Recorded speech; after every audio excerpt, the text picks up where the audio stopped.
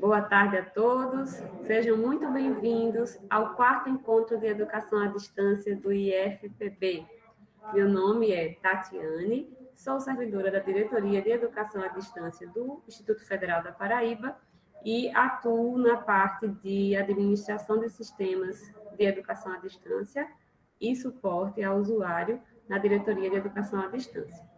O EAD é uma iniciativa da Pró-Reitoria de Ensino do IFPB por meio da Diretoria de Educação à Distância. Esse evento ocorre bienalmente. As últimas edições do evento ocorreram de forma presencial, mas este ano, devido à pandemia de Covid-19, nós estamos realizando esse evento de forma totalmente online. Gostaríamos de lembrar que o evento acontecerá até a tarde do dia 12, ou seja, até amanhã à tarde, sexta-feira. Contaremos com palestras, mesas redondas, experiências exitosas e oficinas. Para iniciar nossas atividades de agora à tarde, e de acordo com o que está previsto em nossa programação, prosseguiremos com a experiência exitosa Movimentos para uma reconstrução da prática docente em contextos virtuais. Assim, temos a honra de apresentar a nossa palestrante, a professora Gertrudes Helena Cavalcante de Araújo. A professora Gertrudes é doutora em Linguística pela Universidade Federal da Paraíba, professora efetiva do Instituto Federal de Educação, Ciência e Tecnologia da Paraíba, membro do grupo de estudos em letramentos, interação e trabalho GELIT do CNPq, tendo como foco de pesquisa o trabalho docente sob a perspectiva do interacionismo sociodiscursivo. Tem experiência como formadora de professores e seus interesses de pesquisa são nas áreas de formação docente e educação à distância. Professora Gertrudes, é um prazer tê-la conosco no nosso evento. Pode iniciar sua palestra, fique à vontade. Obrigada, Tatiane. Boa tarde a todos. É um imenso prazer estar aqui para conversar um pouco com vocês, apesar de, nesses primeiros minutos, eu falar um pouco sozinha, mas no final eu gostaria muito que vocês participassem. Como o Tatiane falou, né, meu nome já, não precisa repetir, mas só faltou adicionar que eu sou do campus Itabaiana. Fiquei... Não tem problema não, aí tu deixou alguma coisinha para eu falar, né?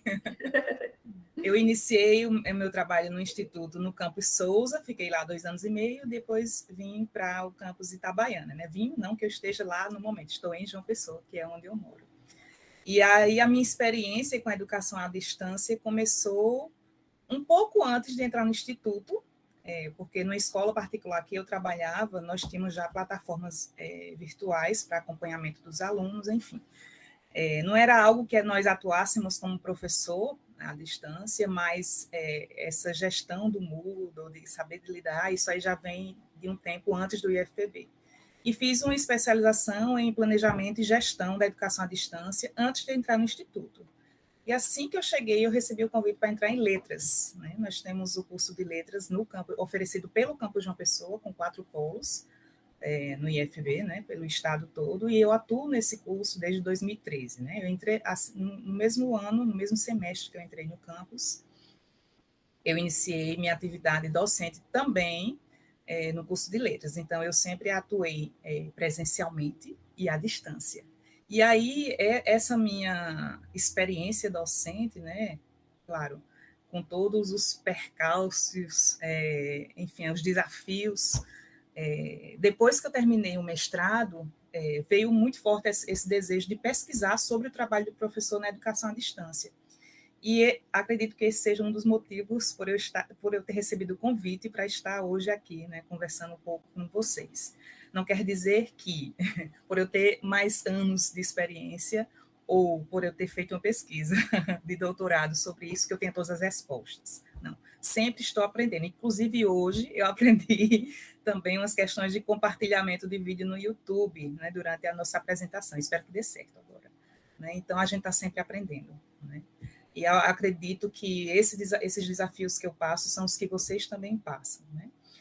Eu sou professora de língua inglesa. No curso de letras, eu atuo como professora de linguística e formação de professores em TCC, enfim. Mas as minhas aulas presenciais são em língua inglesa. certo? Então, eu pensei assim, como planejar esse momento para nós aqui, né? Nós temos 1 hora, um tempo curto, e eu não queria vir apenas mostrar para vocês as atividades que eu fiz, a parte boa, né? Claro, a parte que não deu certo, a pessoa reformula, né, para aplicar novamente. Mas aí eu pensei em dar uma breve introdução, para não falar apenas dessa experiência com língua inglesa. Algo que pudesse contribuir, né? Que eu não sei quem está assistindo no momento, mas acredito que tem professores de outras disciplinas também. Eu vou começar aqui meu compartilhamento, que eu adoro umas imagens. Aqui só um minutinho, para eu compartilhar a minha tela.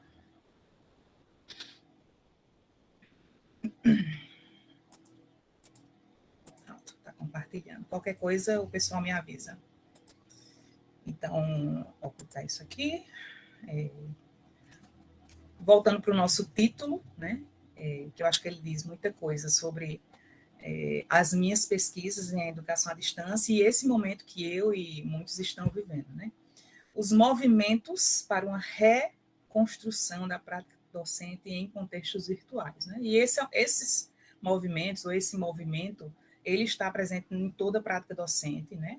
Por toda a nossa vida, na formação inicial, na formação continuada, independente do contexto que a gente esteja atuando. Mas, como nós estamos tratando no momento especificamente, né, que nós vamos falar aqui sobre a atuação do contexto virtual no período da pandemia, né, eu queria não contribuir, mas mostrar para vocês um pouquinho, né, do que eu pesquisei no doutorado, e foi assim, eu acho que casou muito, né, para mim, pelo menos, que quando eu terminei o doutorado foi em abril do ano passado, na primeira semana de abril, né, pesquisando exatamente sobre o trabalho do professor em contexto virtual.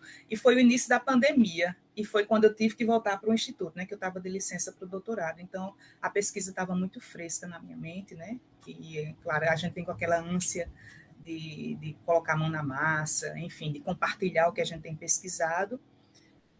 E tive a oportunidade também de participar da formação dos professores do Instituto, né, naquela formação inicial que nós tivemos, para atuar online. Alguns foram pelo caminho do Moodle depois, né, e outros foram pelo caminho do Google Sala de Aula, mas aquela formação inicial, né, em que nós discutimos sobre o trabalho do professor, sobre como o aluno iria possivelmente, né, a gente nunca consegue 100% prever, agir virtualmente, aquela formação inicial eu participei, né, e algumas coisas que eu discuti na tese, nós também discutimos naquele momento, certo?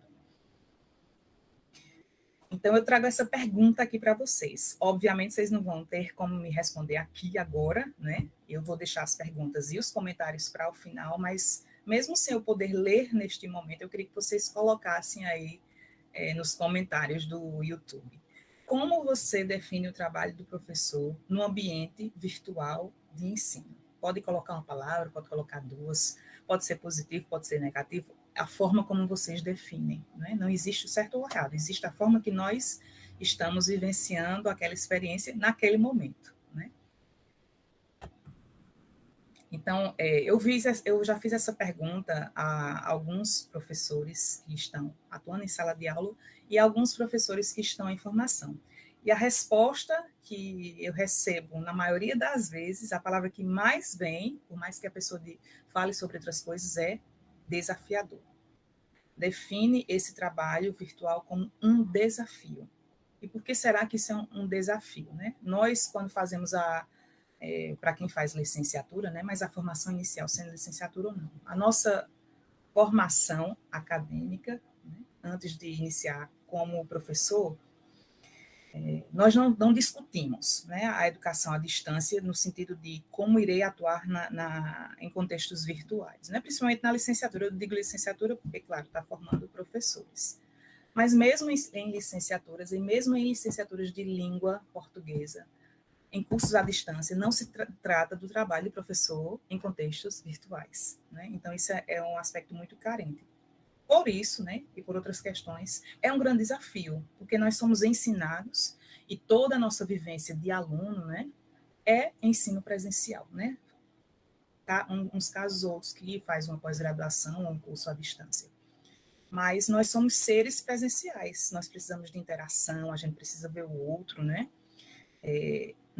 a nossa vida não se resume a uma tela, apesar da pandemia tá acontecendo isso.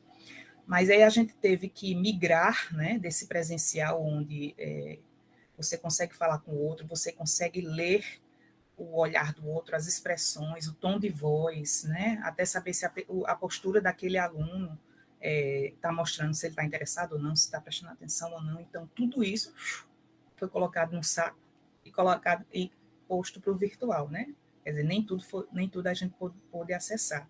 E talvez esse seja um dos maiores desafios, né? Como é que eu vou transferir, se é possível transferir toda essa dinâmica de uma sala presencial para o contexto virtual, né? E a gente já pela experiência que vocês tiveram, não é possível. Então, como é que a gente consegue reconfigurar, reorganizar, redefinir o nosso trabalho para um contexto virtual, né? E claro que esse caminho, até a gente conseguir encontrar algumas soluções, é um caminho muito sofrido, né? De muitos desafios, né? Eu mesma, apesar de ter, né, essa experiência na educação à distância, quando eu tive que fazer essa reorganização, que não foi uma transposição, a gente não consegue transpor o que faz presencialmente para o virtual, mas essa reorganização para atuar no contexto virtual, para mim também foi sofrido. Até eu encontrar um caminho para seguir, né, uma lógica, e ver que aquilo poderia ser possível, demorou um tempo. E aí foi quando algumas experiências exitosas, que é o que a gente vai tratar também hoje, foram surgindo, né? E aí esse estresse, esse mal-estar, né, o mal-estar de estar no virtual foi diminuindo um pouco. O trabalho não diminuiu, né? Mas a sensação foi ficando menos ruim. Né? Então, geralmente a expectativa, né, é essa, né? Trabalhando na educação à distância. Inclusive, eu ouvia antes da pandemia, algumas pessoas que não tinham a experiência na educação à distância diziam, é muito bom, porque você faz de casa, do seu computador, a hora que você quer, faz seu horário, é tudo mais tranquilo, né? Mas a realidade é qual? A realidade é que vocês sabem que vocês também estão vivendo, né? É um desespero, é a vida particular se misturando com a vida profissional, tudo no mesmo lugar. São todos esses desafios, né? De você criar uma nova sala de aula, uma nova interação com seus alunos, como avaliar, que é assim um dos calos, né, desse ensino remoto, é como avaliar os meus alunos de forma justa e de forma que, de fato, a gente saiba que é o aluno que está fazendo aquela atividade, que a gente conseguiu, enfim, atingir algum objetivo. Nem todos a gente consegue, né? Então, os professores, isso eu trago da minha tese, né, os professores ressignificam seu agir presencial para o trabalho virtual, né? A gente não transpõe, a gente ressignifica. Damos novos significados, criamos novas normas, né, para agir nesse virtual, que ainda é um espaço de incertezas. A EAD não é nova, né? Enfim, 20, 30 anos, 40 anos já. Né? Claro, não nesse formato, obviamente, por causa das tecnologias, enfim, da internet e de tudo que foi evoluindo ao longo do tempo junto com a educação junto com a história, né?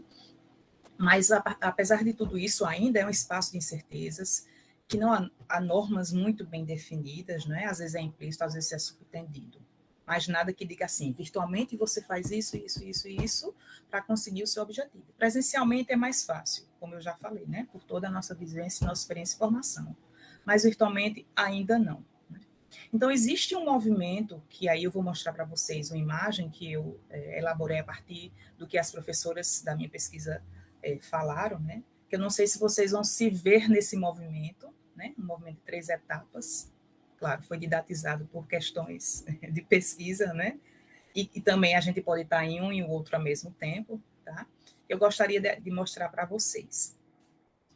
Eu vejo esse movimento, né, de inserção na educação à distância, seja ela EAD de fato, seja ela no ensino remoto, né? Tendo esses 3 movimentos mesmo, né? O primeiro movimento, quando a gente chega, né, apesar da gente pode ter mais experiência ou menos, é o momento que a gente vai compreender esse trabalho na educação à distância, né? Porque até então ou a gente só ouviu falar, ou a gente fez um curso e ainda não atuou, mas a gente compreende de fato quando a gente começa a atuar. E, claro, isso não é instantâneo, né? Mas é nesse momento que a gente precisa do curso de capacitação, é essencial, né? Porque uma das grandes barreiras é a ferramenta em si, né? É o computador, são as plataformas, a tecnologia em si. Como é que eu vou gerenciar tudo isso? A gente sabe entrar, abrir uma porta, entrar na sala de aula, tem um quadro, tem um projetor e tem o meu computador, eu sei como começa a aula, eu sei como termina, eu sei como eu vou fazer uma chamada com os alunos, mas virtualmente isso muda, né? Não quer dizer que não exista aula, não existe uma sala de aula e uma interação entre alunos, né? Mas existe de outra forma.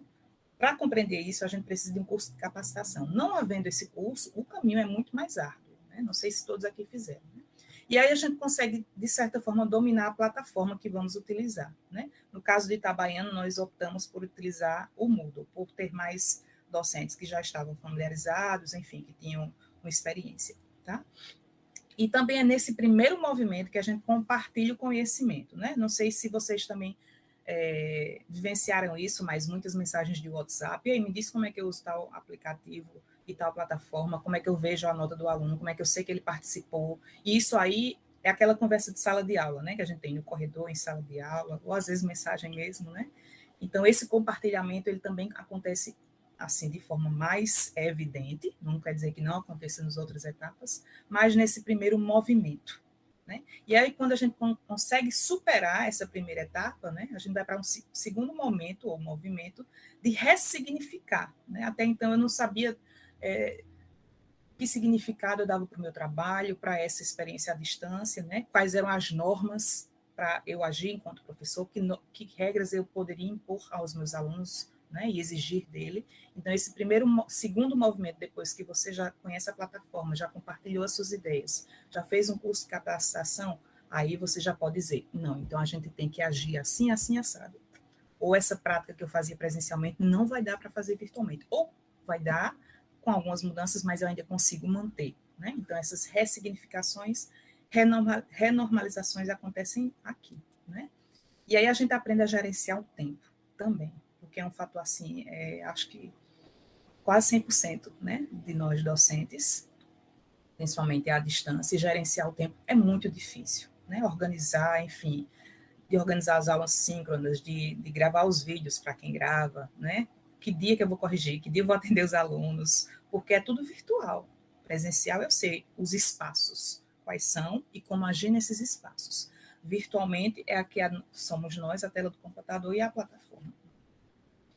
O papel da modalidade escrita é aí que começa, né, a pegar de fato, porque no início a gente está tão desesperado com a plataforma e como preparar essas aulas, enfim, que a modalidade escrita, que é a mais utilizada, né, na educação à distância, que a gente começa a perceber, né, que nem sempre a gente consegue mandar um áudio para o aluno, a não ser que abra canal de comunicação, né, no WhatsApp, no Instagram, enfim, que pode se mandar áudio, né, mas não fazendo isso, que inclusive foi uma escolha que eu fiz de WhatsApp não ser contato, né, Instagram às vezes sim.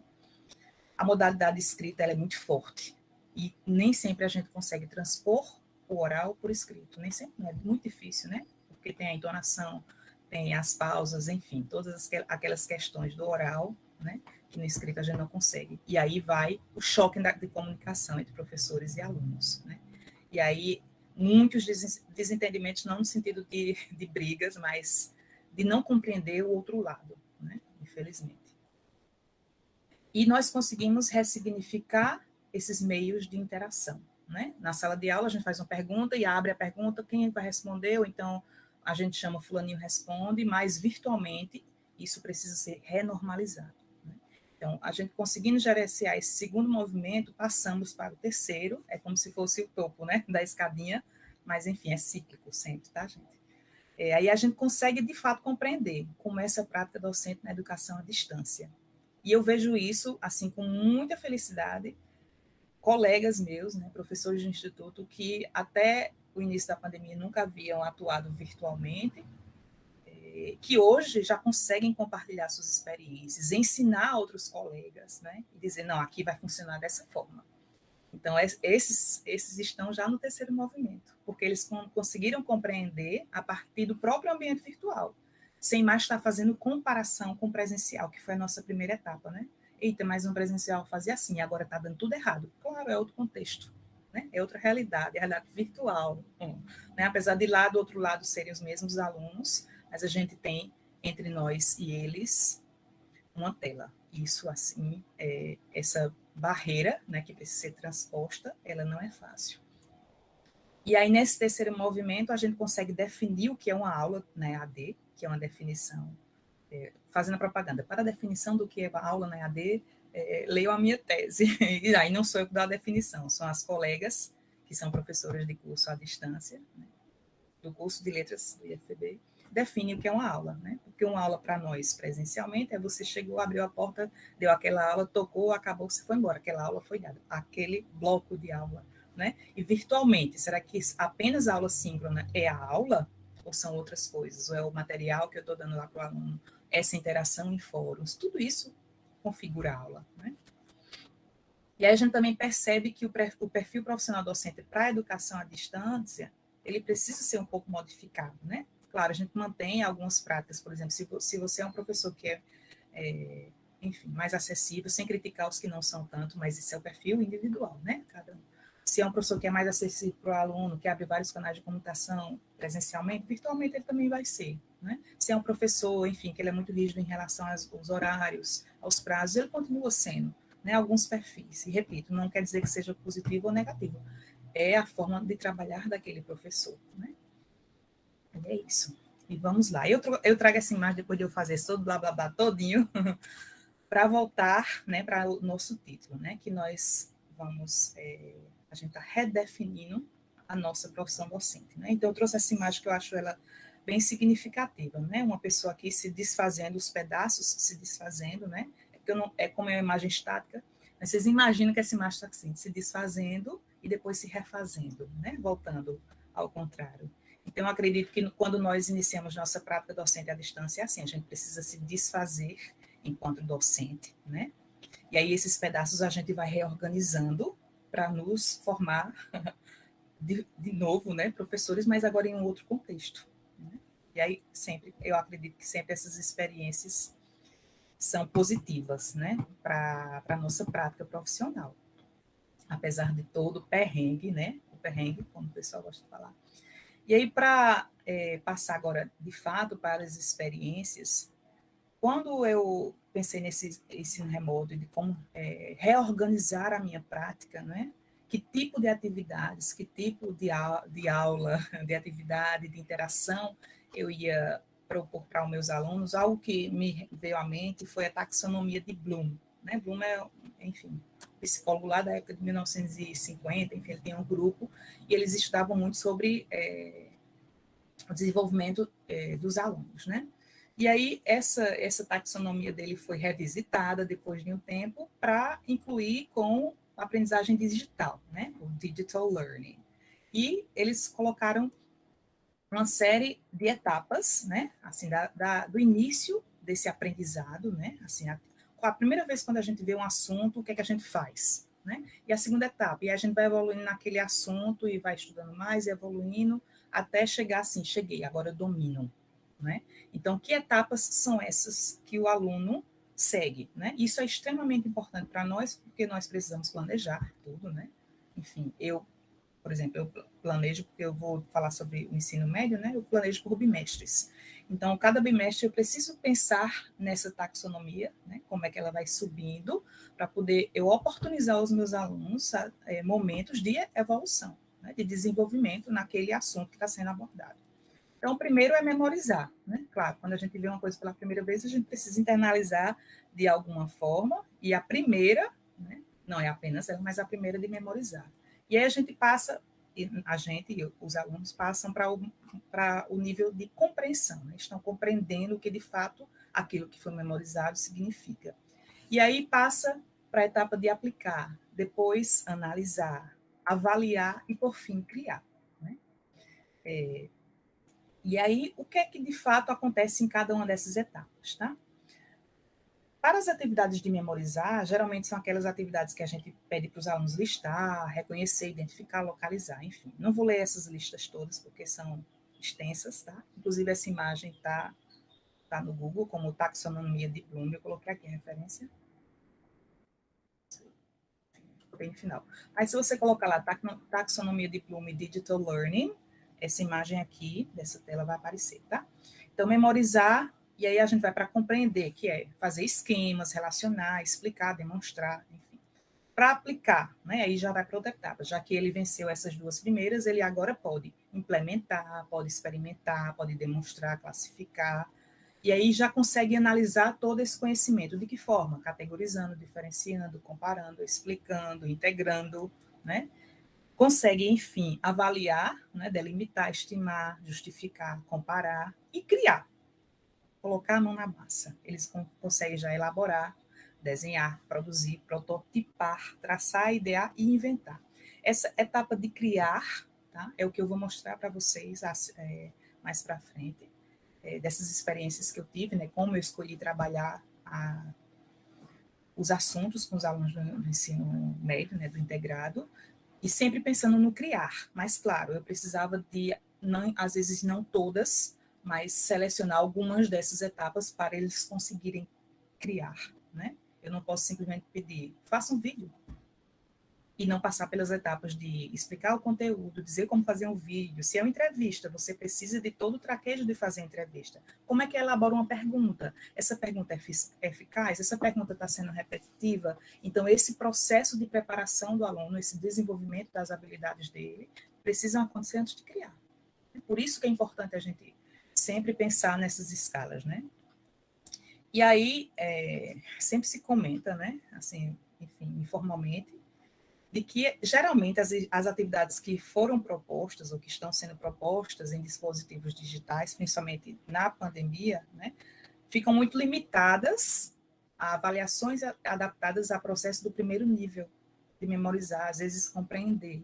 E eu compreendo, usando o mesmo verbo, né, porque é muito complexo a avaliação. A avaliação presencialmente já é super complexa, né? Eu sempre, né? Quando faço uma avaliação, eu fecho. Mas será que, de fato, eu estou avaliando, está sendo justa a avaliação? Será que eu estou avaliando o que é mais importante? Não que as outras coisas não sejam. Será que eu estou dando oportunidades de diferentes avaliações para os alunos? Porque alunos têm diferentes formas de aprender, né? São diferentes estilos de aprendizagem. Um é mais visual, outro é mais auditivo. Então, a avaliação, ela sempre é algo que a gente precisa pensar e repensar, sempre. E ainda mais virtualmente, né? Eu vou dar o caso do Moodle. Muitos professores se sentiram, assim, acorrentados, vou usar esse termo mesmo, por quê? No Moodle, ele dá opções de você fazer questionário, e ainda mais algumas vezes você não consegue, não tem como a gente 100% evitar plágio, né? É um dos grandes problemas da educação à distância, do ensino remoto, é a questão do plágio. Não vamos tratar isso hoje, né? Mas é um assunto que eu acho que precisa ser bastante discutido. Então, questionário, como editar esse questionário, eu não vou fazer questionário sempre. Tarefa de envio, né? Se vai ser um texto online, se vai ser um arquivo enviado, se vai ser um fórum, que forma eu vou, enfim, abordar a avaliação nesse fórum, de que forma eu vou avaliar, se é apenas com participação, se é com participação em uma interação com outro colega. Então, apesar dessas opções, nós ficamos limitados, né, a poucas opções, a poucas possibilidades de avaliação, se fossem feitas apenas no Moodle, né? E por isso que muitos ficam nessa etapa só de memorizar e compreender, às vezes aplicar. E como chegar ao criar, né? Porque aí você vê uma plataforma digital, ela não consegue. Plataforma educacional digital. Eu não tenho muita experiência no Google Sala de Aula, né? Vocês podem, inclusive, comentar aí, porque os colegas podem estar compartilhando com vocês, né? As experiências. E aí eu trouxe essa mesma, deixa eu voltar aqui para essa tela, essa lâmpadazinha aqui das etapas da taxonomia, eu trouxe ela com um exemplo, tá? Da disciplina de História. Aqui eu coloquei a referência, tá? É nesse blog, tactileu.com, um blog de educação. Então, se a gente está apenas na primeira etapa, como é que a gente vai avaliar com o aluno, né? Seria uma pergunta. Que dia Martin Luther King, misturando inglês com português, pronunciou o discurso I Have a Dream? Então, qual foi o dia? Então, são exercícios ou avaliações apenas no nível de memorização. E aí a gente vê muitas, né? Compreender. Que mensagem Luther King tentou fazer em seu discurso? Aí é um a pessoa vai ter que ler, o aluno tem que ler o discurso e tentar compreender qual foi a mensagem, né? Aplicar. Trace uma linha do tempo ilustrando os eventos marcantes na luta contra a discriminação racial. Aí, então, o aluno tem que ter esse conhecimento dessa luta e aí traçar, aí ele já está aplicando o conhecimento dele ali. Se ele vai para a etapa de analisar, o professor poderia perguntar de que maneira o discurso promoveu o movimento pelos direitos civis, né? É uma pergunta bem mais abrangente. Não tem como o aluno copiar muita coisa, ele tem que tirar da mente dele, né, do conhecimento, dos estudos, para poder responder. Avaliar, dentre os meios utilizados por Rosa Parks e Martin Luther King para lutar contra o racismo, quais você considera, aí já está uma pergunta super pessoal, né? Quais você considera mais eficazes e por quê? Então, o aluno precisa avaliar. Inclusive, algumas atividades das etapas da produção final do bimestre que eu fazia era os alunos darem opinião sobre esse tema que era tratado, né? Sempre é um tema central para cada bimestre. E criar, os alunos precisam buscar um exemplo do que constitui injustiça social e imaginar maneiras não violentas de mostrar sua discordância com essa injustiça, né? Então, aí pode ser propor um cartaz, fazer uma apresentação oral, enfim, a forma o professor define. Então, só para vocês terem, de vez em quando eu olho assim, para não perder o tempo. Tatiana, se eu estiver muito longa, se eu estiver demorando mais, você avisa que eu quero os 10 minutos finais para a gente comentar com quem tiver assistido. Tá certo, Gertrudes. Tá, obrigada. E aí eu vou passar, né, fazendo essa breve introdução, que não foi tão breve, sobre a minha experiência na educação à distância no geral e o que eu tomei assim como um norte, né, para reorganizar a minha prática, para de fato mostrar o que eu fiz, no ensino remoto, né? Aí como eu já falei, eu sou do campus Itabaiana e lá nós temos o integrado ao ensino médio e língua inglesa, que é a minha disciplina lá no segundo e no terceiro ano, cada um com carga horária de 80 horas. E também tem um curso técnico subsequente, né? Que é o inglês instrumental. Esse eu não vou tratar aqui, claro, eu tive que reformular muita coisa também. Só que com os alunos do ensino médio, eu consigo criar mais, né? Como é inglês, língua inglesa, com todas as habilidades, né? Diferente de inglês instrumental, que é para leitura exclusivamente. Aí eu abro um parênteses para essa história de ensino de língua, né? Quando a gente aprende uma língua, a gente tem 4 habilidades, né? Ler, que é receber o conteúdo, falar, que é produzir, né? Ouvir, receber, ler e escrever, ouvir e falar, né? São duas formas de receber a língua e 2 formas de produzir a língua.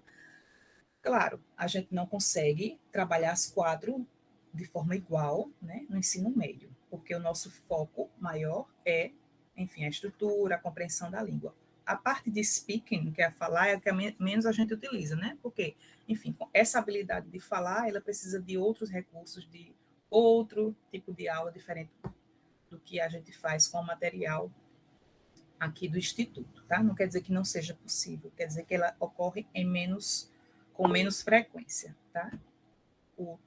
De mensagem aí, mas tu me diz, tá? Se for alguma coisa para mim. Eu escutei o comentário no chat do Google Meet. E aí vamos lá.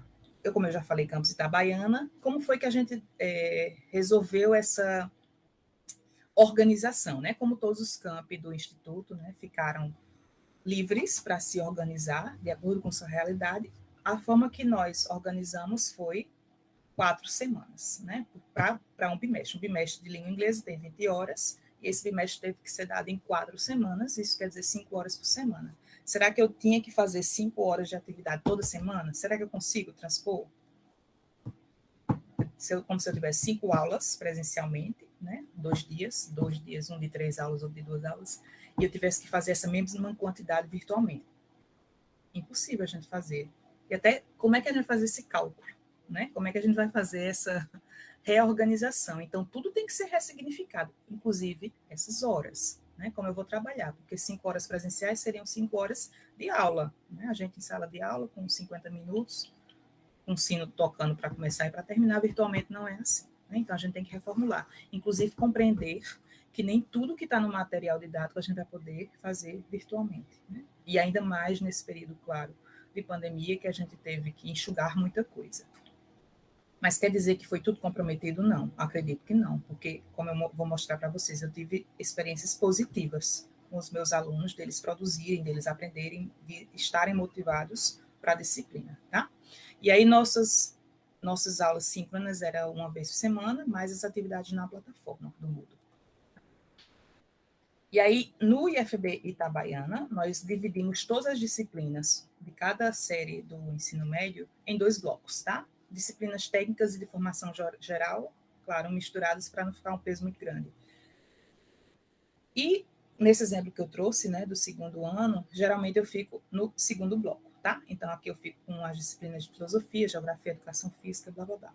O meu sonho era fazer um trabalho interdisciplinar, mas tentei várias vezes. Faltou tempo, porque o trabalho remoto consome a gente de uma forma, né, que, de repente, chega 20 demandas e o dia está acabando. Mas, enfim. Não, mas também o trabalho não foi prejudicado por falta de interdisciplinaridade efetiva com outro professor, né, apesar de eu usar outros recursos na aula de língua inglesa, que é, assim, um dos pontos positivos em inglês, né, em língua, que a gente consegue fazer coisas de diversas disciplinas. Sim, abrindo um outro parênteses, vários, né? As experiências que eu vou mostrar para vocês aqui, claro que a gente não consegue replicar para todas as disciplinas, né? As disciplinas de formação geral, acredito que é mais fácil a gente fazer essa correlação, né? As disciplinas técnicas, elas podem ser um pouco mais difíceis, mas eu acho que algumas das ideias, alguma fala minha, algum site, alguma plataforma aqui possa ajudar, né? Não sei qual é o público hoje à tarde. E aí eu vou mostrar para vocês como eu dividi as turmas do segundo ano e do terceiro ano. A turma não, os bimestres, né? Que é o meu foco. Eu não tenho inglês no primeiro ano, né? E a gente vai nessas duas. Então, quais são os temas do segundo ano? Um tema por bimestre. Isso é como está dividido o material didático, né? E é como eu segui para organizar os meus bimestres. Porque eu sempre gosto de ter um tema central. E nesse tema central, claro, a gente vai as atividades de beira, vai comendo pelas beiradas, né, até chegar no centro, que é o tema daquele bimestre. Né? Então, os 4 bimestres foram Autobiography, Body and Mind, Cultural Identity, Identity and Difference. Né? E aí era o grande trabalho.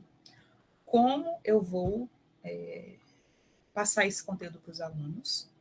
Como eu vou dividir esse bimestre em 4 semanas? Como é que eu vou fazer para não avaliar toda semana, que isso foi uma determinação nossa, né, em reunião, que era semana sim, semana não, que tinha avaliação, né? Sempre tinha atividade, mas para nota era semana sim, semana não. Como é que eu não vou sobrecarregar os alunos e como é que eu vou fazer isso com um dispositivo que eles só utilizam smartphone em sua maioria, né? Então, assim, todos esses desafios que vocês já conhecem. E aí eu pensei, eu preciso organizar o meu trabalho, né, o meu ensino, com gêneros. Eu vou escolher um gênero por bimestre e trabalhar esse gênero. Os alunos vão... Essa escadinha que eu mostrei da taxonomia para vocês, né? De memorizar, enfim, por fim. E o final, criar, eu precisava ter atividades que, ao final do bimestre, os alunos criassem algo, que era esse gênero que eu estava trabalhando. Tá? Então, o gênero do primeiro bimestre, né, eu estou aqui no segundo ano, eu trouxe o exemplo aqui da forma que está lá no Moodle, tá? Eu trabalhei o gênero autobiography. Então, aí eu pensei, eu vou pedir para eles escreverem sobre eles mesmos, né? Tinha outras atividades para eles aprenderem vocabulário, a construção de frases, né? E ler a autobiografia de outras pessoas, né? Para então poder produzir a deles, que é a parte de criar, tá? Como eu falei, eu vou mostrar para vocês a etapa final, que foi a criação. E aí eu pensei, já que no Moodle, lá quando a gente clica na imagem da pessoa, pode ter uma descrição, eu vou pedir para que os alunos criem essa autobiografia, entrem no Moodle, façam a edição do perfil e coloquem a descrição em inglês, né? Essa era a atividade final deles. Claro, eu tinha um modelo que eles precisavam seguir, tinha um número mínimo, né, de linhas que eles deveriam escrever e alguns assuntos que eles deveriam tratar, né? O restante, claro, eu dava liberdade para a criatividade. E eles tinham a opção, como esse colocou aqui embaixo, né? Mas ele nem conseguiu colocar, não ficou ativo o link. Apesar de eu ter explicado aos alunos como deixar o link ativo. Mas tinha um link para o YouTube de uma música que ele gosta. Eles poderiam colocar uma foto que representava eles, né? Então, a primeira atividade o primeiro bimestre com aquela turma era eles se apresentando de outra forma, né? Com autobiografia, e mostrando alguma coisa deles visualmente e de forma auditiva, né? Eu dei essas opções, não obrigações. Obrigatório é o texto escrito. Eu disse, inclusive, se eles quisessem ler esse texto em um vídeo, eles mesmos, e postar, também podia. Então, sempre pensando que os alunos aprendem de forma diferente, que têm habilidade diferente, alguns gostam mais de falar, outros gostam mais de escrever, eu sempre dou essas opções, tá? Para eles. O segundo bimestre, a gente fez o gênero História em Quadrinhos. Discutimos o tema Body and Mind, e a gente falou muito das questões dos conflitos que os adolescentes vivem nessa época, né?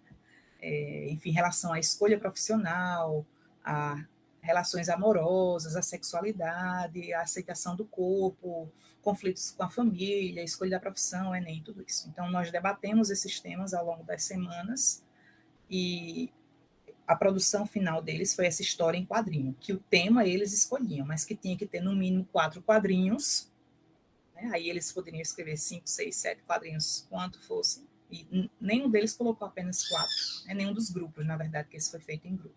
Tá? E aí eu trouxe apenas um exemplo, né? Assim, mas os trabalhos estão lindos. Eles criaram na plataforma Powtoon.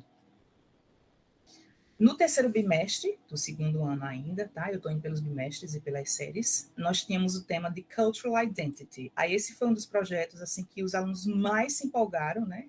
Que também me deu mais trabalho, mas no final valeu super a pena. Nós trabalhamos o gênero criação de vídeo, né? O gênero vídeo que eles tinham que criar.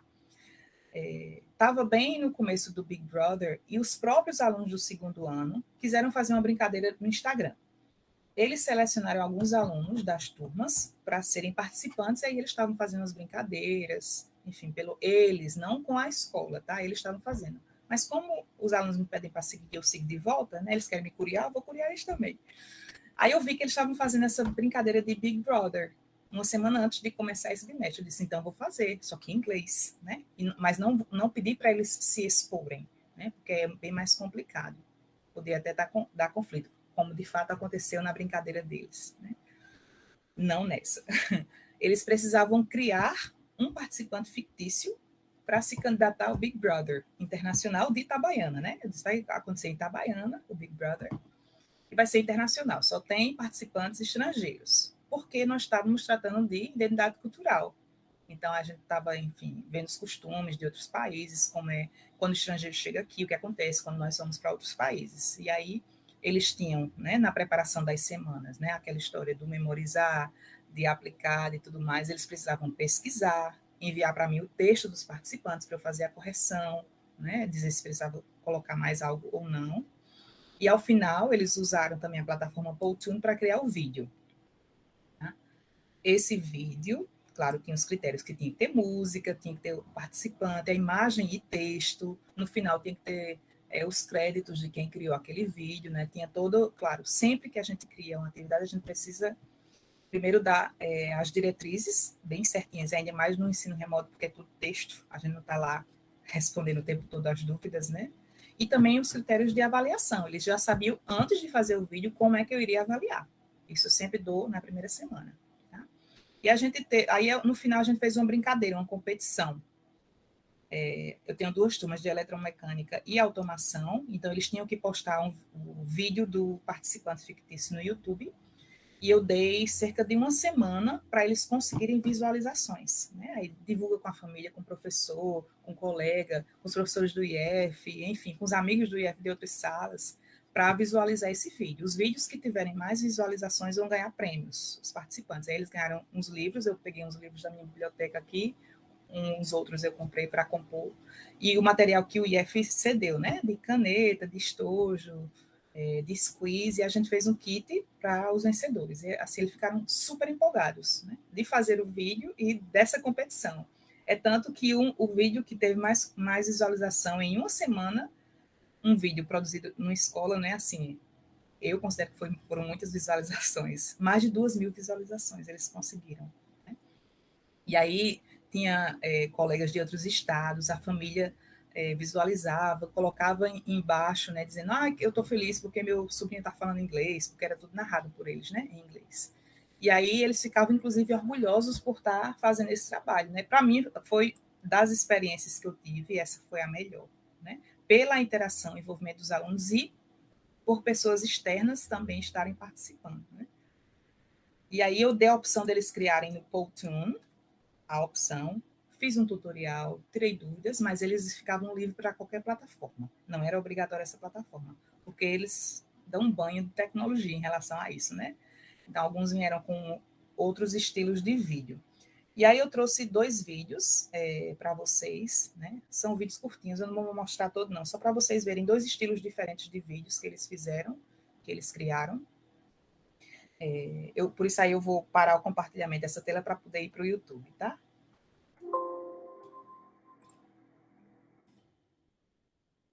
Aqui. Pronto. Vamos lá, ver se dá certo agora. Uma guia. Vou começar por Nari. Pronto, eu vou dar o play, vou tirar meu áudio para ficar só o áudio do vídeo.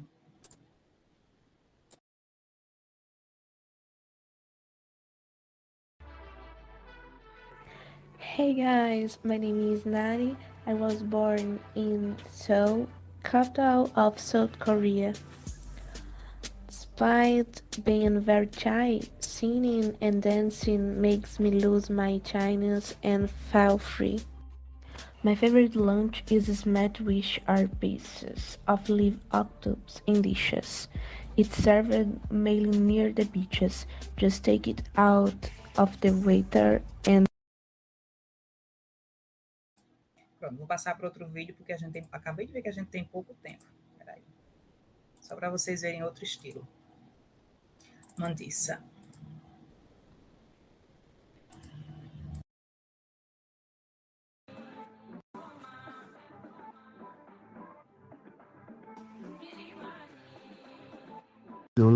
Is polygamy, but only men have this right as long as they have the financial means to care for a woman and for marriage. Couples committed and married women. Virgin women walk around with bare breasts. Committed women wear a kind of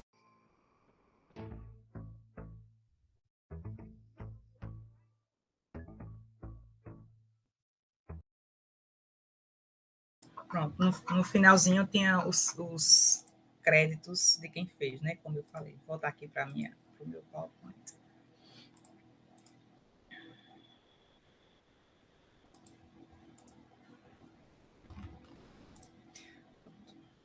E aí, no quarto bimestre, né, eu queria fazer algo mais light para eles, para não precisar assim, de outras plataformas, enfim, né? E aí o nosso tema era Identity and Difference, e eles, enfim, leram muitos... acredito que eu esqueci speech em português agora, discurso. Eles leram muitos discursos e a gente aprendeu de que forma ser convincente, né?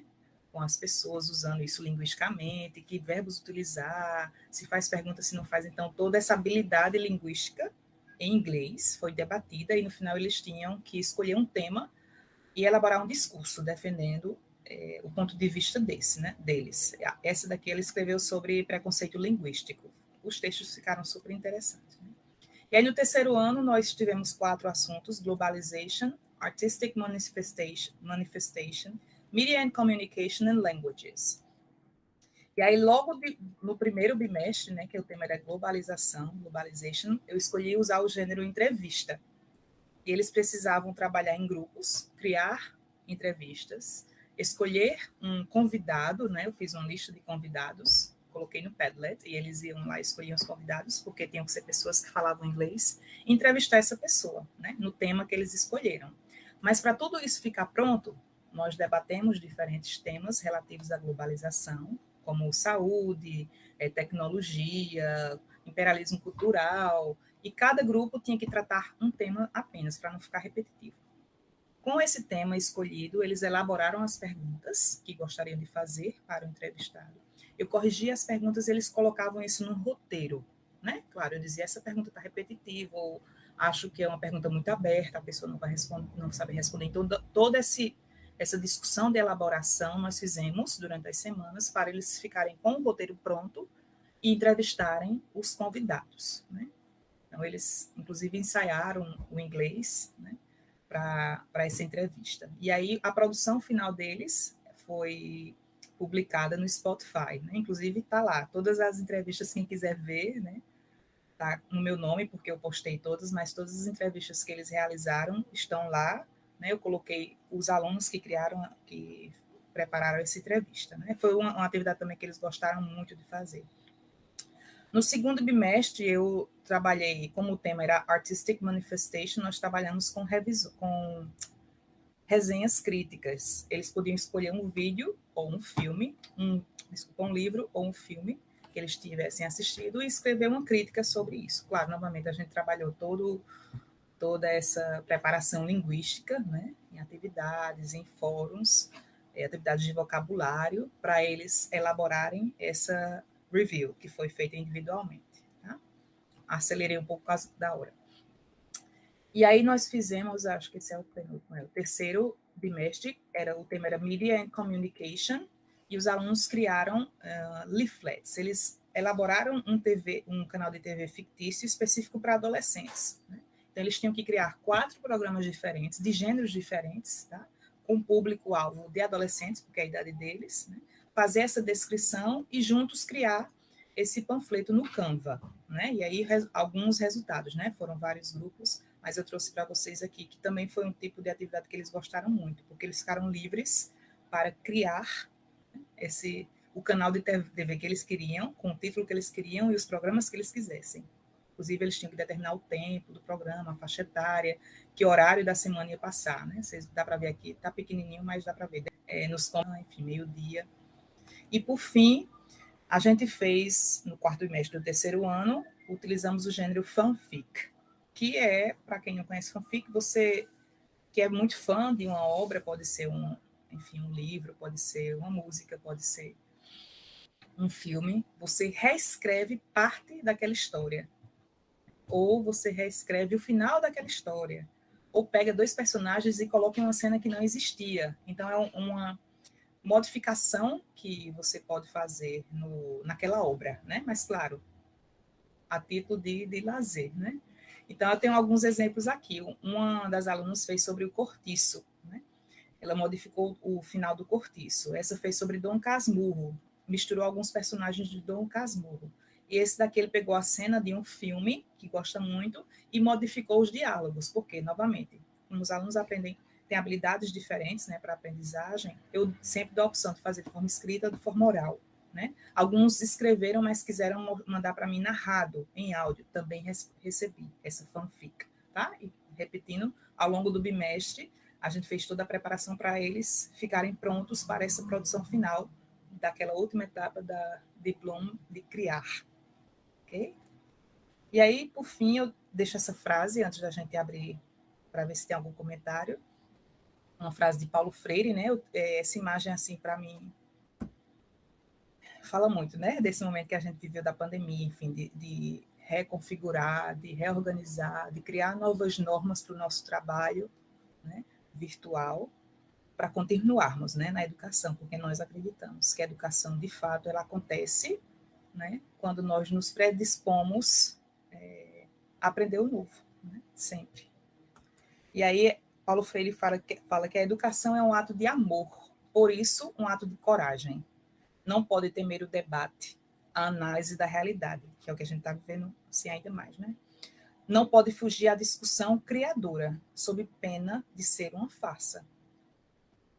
E Vygotsky fala, eu trouxe 2 citações. Para a mente ingênua, evolução e revolução parecem incompatíveis.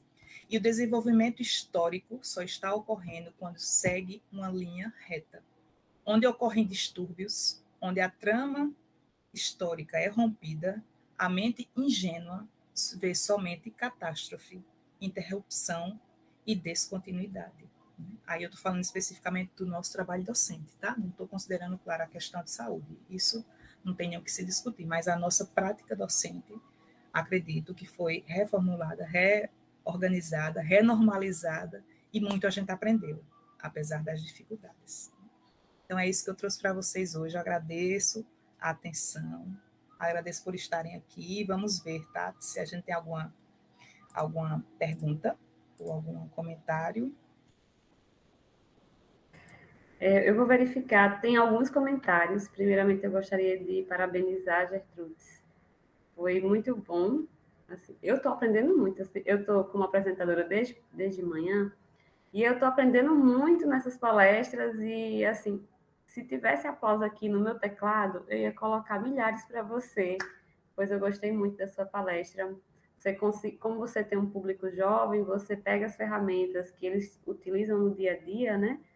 Como o Spotify para ouvir música, as redes sociais, e conseguiu aliar com seus objetivos de aprendizagem no contexto virtual. Achei que o resultado foi excelente. Muito bom mesmo, está de parabéns. Muito obrigada. Agora eu vou ler os comentários aqui, que tem muitos parabéns para você, tá certo? Obrigada, pessoal. Muitas felicitações para você. E aí eu vou ler aqui duas colocações, no pouco tempo que a gente tem. Ângela Araújo, que ela é do campus Patos, e ela tem um projeto sobre ensino de desenho técnico e arquitetônico, e produzimos em 2 anos algumas formas de avaliação e correção de atividades usando o Google Classroom. Que ótimo. E tem também Eva, do campus, Eva Maria Campos. Ela Cajazeiras. Cajazeiras, é sua colega. Nós conseguimos fazer um trabalho de composição de poesias e shorts, vídeos de curta duração, e foi interdisciplinar, português, informática, biologia e geografia. Excelente, conseguiram o que eu tanto queria fazer também, interdisciplinar. Para você ver, e eu acredito que muitas dessas práticas nós vamos continuar tendo, né, no ensino presencial. Então, nessas minhas citações finais que eu trouxe, né, a mente ingênua veria isso somente como um caos, mas foi uma evolução da educação, acho sempre, claro, sem precedentes. Todas as dificuldades, alunos com falta de acesso, professores que não conseguem fazer o seu trabalho minimamente, né? Vamos falar nesse contexto atual que a gente está discutindo agora, do IF, né? Eu acredito que muitas das práticas a gente vai levar para o presencial no próximo ano, né? De práticas riquíssimas. Você vê o Campus Patos, eu sou de Patos, tá? Nasci lá, sou papoense. O Campus Patos, o Campus Cajazeiras, que está aí compartilhando as experiências também, com certeza isso vai impactar positivamente o futuro, né? Das próximas turmas, enfim, do nosso trabalho docente 2022. Exatamente. Muito, muito, muito obrigada. São felicitações aqui de Liane também, quero parabenizar pelo lindo trabalho com os alunos e com os docentes também, trabalho humano e repleto de afetos.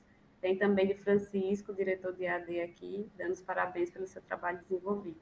Obrigada, muito obrigada a todos, né, que se dispuseram a estar aqui um pouquinho com a gente à tarde. E, assim, é só abrindo mais um diálogo, né? Eu tenho muito a aprender também, quero aprender muito com vocês, com esses projetos, e vamos seguindo, porque a educação pública de qualidade nós fazemos, com certeza. É verdade. Sou aluna do Instituto Federal. Também. Tá vendo? Muito bem. Muito obrigada, foi maravilhosa a sua apresentação, contribuição maravilhosa. Até a próxima. Até. Um abraço a todos, até mais.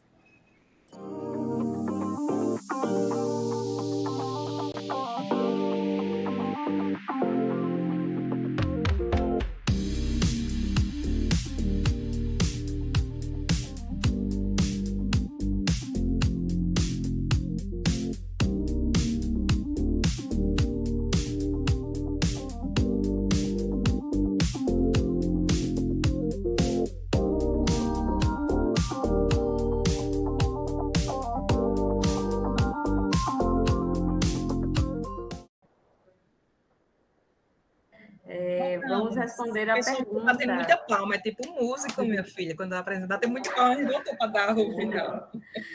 Vamos voltar para a pergunta do professor Francisco Lima, que ele pergunta: Gertrudes, como você vislumbra o fazer docente pós-pandemia?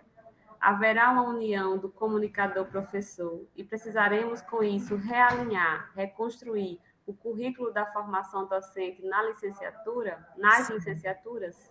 Sim, inclusive é isso que eu debato na tese, né? Ao final, nas minhas considerações finais, a necessidade das licenciaturas debaterem, não apenas debater, tá? Porque, inclusive, isso a gente faz aqui em Letras, né?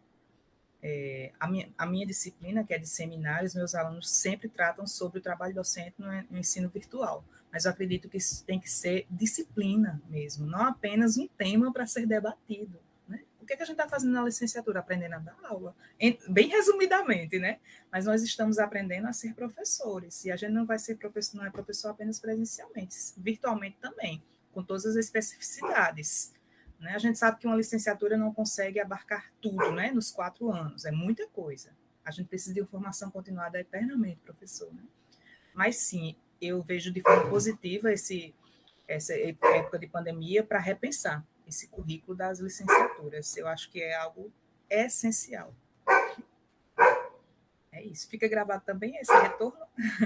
Fica. Pronto. Então, professor, com certeza. É isso. Muito obrigada, Jesus.